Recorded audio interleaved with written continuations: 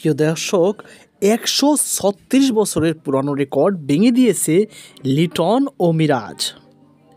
২৬ রানে ৬ উইকেট পড়ার পর আরও ২৩৬ রান যোগ করেছে টাইগাররা, শতকরা হিসাবে যা ইনিংসের ৯০.৮%। টেস্টে ষষ্ঠ উইকেটে পতনের পর শতকরা হিসাবে এটিই সর্বোচ্চ। পেছনে পড়েছে ১৮৮৮ সালে গড়া অস্ট্রেলিয়ার রেকর্ড ৯০%।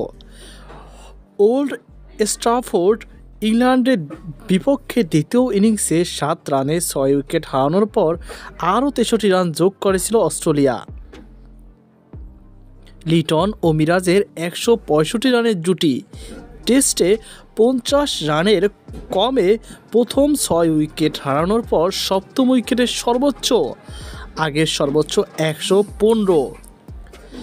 ২০০৬ সালে ভারতের বিপক্ষে পাকিস্তানের আব্দুল রাজ্জাক ও কামরান আকমালের টেস্টে সপ্তম উইকেটে বাংলাদেশের দ্বিতীয় সর্বোচ্চ ১৯৬।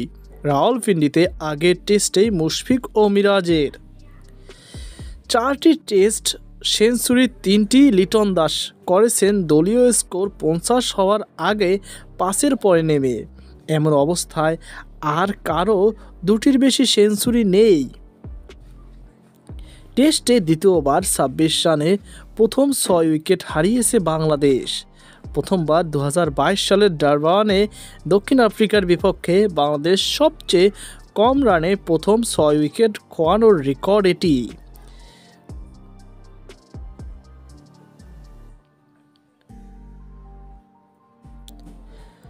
পঞ্চাশ রানের কম প্রথম ৬ উইকেট হারানোর পর টেস্ট এই প্রথম ২০০ পেরিয়েছে বাংলাদেশ। ওয়াকার ইউনুস ৬ উইকেট ৯০ রান খুবিয়ে শিকার করেন এবং শোয়েব আখতার ৬ উইকেট ৫০ রানের পর পাকিস্তানের তৃতীয় পেসার হিসাবে টেস্টে বাংলাদেশের বিপক্ষে ৬ উইকেট পেলেন খুররাম শেহজাদ। তো প্রিয় দর্শক, এমন রেকর্ড বড় দিন গেছে আজকের দিনে। তো ভিডিওটি কেমন লেগেছে অবশ্যই কমেন্টে জানাবেন। আজকে পর্যন্তই, আল্লাহ হাফেজ।